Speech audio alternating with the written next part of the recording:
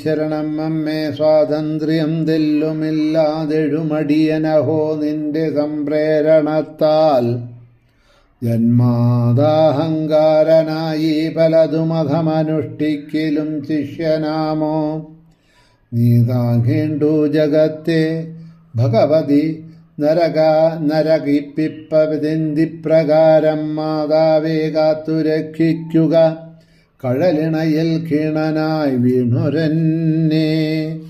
ദേവീ ശരണം അമ്മേ സുപ്രഭാതം ശുഭദിനം. എല്ലാ ധന്യാത്മാക്കൾക്കും പുലർകാല വന്ദനം. ശ്രീമദ് ദേവി ഭാഗവത നിത്യപാരായണ പരമ്പരയുടെ ഇന്നത്തെ യജ്ഞവേദിയിലേക്ക് സുസ്വാഗതം. അഷ്ടമസ്കന്ധം ദ്വിതീയ അധ്യായം വരാഹ അവതാര ലീലകളാണ് ഇന്നലെ പറഞ്ഞ് സമർപ്പിച്ചത്. കഥയെ തുടർന്നുകൊണ്ട് മനുവംശവർണ്ണനം വർണ്ണിക്കുന്നതായിട്ടുള്ള തൃതീയ അധ്യായത്തിലേക്ക് പോകുന്നു. ഇന്നു മുതൽ നാരായണ ഋഷികള് കഥ നാരദന് പറഞ്ഞു കൊടുക്കുകയാണ്. മഹിം ദേവ പ്രതിഷ്ഠാപ്യ യഥാസ്ഥാനീ ച നാരദ വൈകുണ്ഠലോകമഗമൽ ബ്രഹ്മോവാചസ്വമാത്മജം. ഹേ നാരദ, ഭൂമിയെ യഥാസ്ഥാനത്ത് പ്രതിഷ്ഠിച്ച ഭഗവാൻ വിഷ്ണു വൈകുണ്ഠലോകത്തിലേക്ക് പോയി.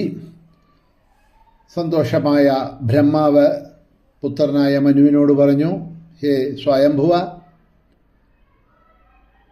ഭൂമിയിൽ വസിച്ചുകൊണ്ട് യഥോചിതം പ്രജാസൃഷ്ടികളൊക്കെ നീ ചെയ്യണം.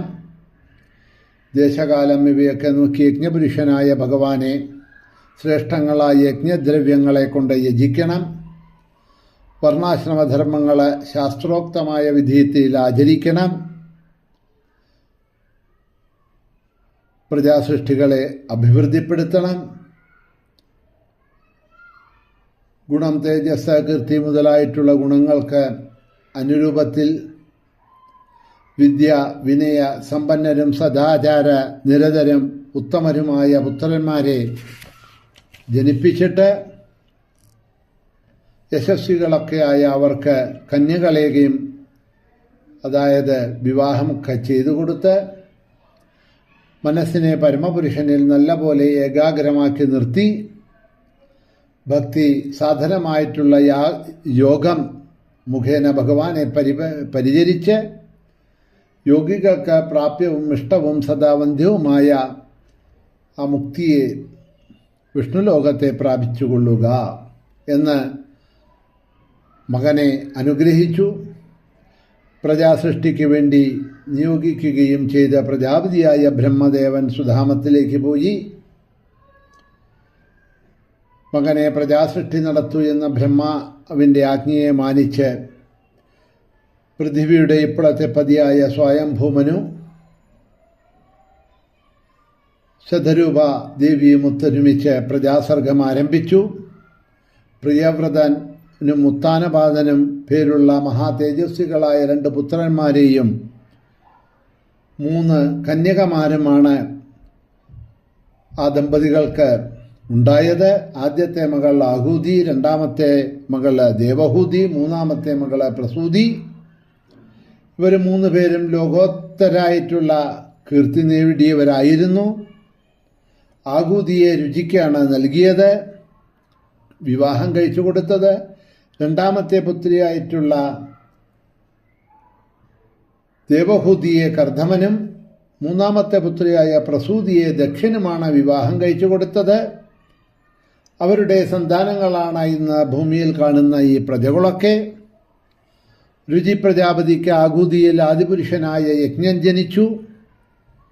കർദമന് ദേവഹൂതിയിൽ ഭഗവാൻ തന്നെ സ്വയം കപിലനായിട്ട് ജനിക്കുകയുണ്ടായി. കപിലൻ സർവലോക പ്രസിദ്ധനായ സാംഖ്യാചാര്യനാണ്. ദക്ഷന് പ്രസൂതിയിൽ ധാരാളം പുത്രിമാരുണ്ടായി. ദേവന്മാരും മനുഷ്യരും തിര്യക്കുകളും എല്ലാം അവരുടെ പരമ്പരയിൽ ജനിച്ചവരാണ്. അവരെല്ലാം വിഖ്യാതരും സൃഷ്ടികർമ്മത്തിൽ ഏർപ്പെട്ടവരുമാണ്.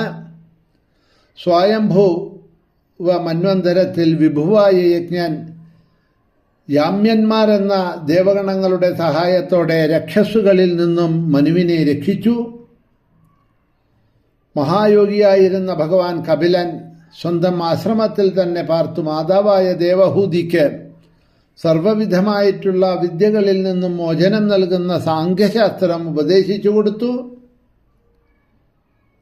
അധ്യാത്മജ്ഞാനത്തിൽ ഉറപ്പുവരുത്തുന്ന ധ്യാനയോഗത്തെയൊക്കെ ഉപദേശിച്ചു കൊടുത്തു.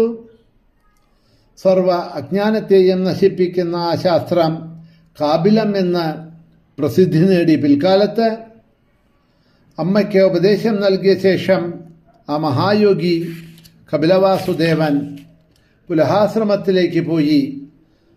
മഹാശയനായ സാംഖ്യാചാര്യനായി അദ്ദേഹം ഇപ്പോഴും അവിടെ വർത്തിക്കുന്നുണ്ട്.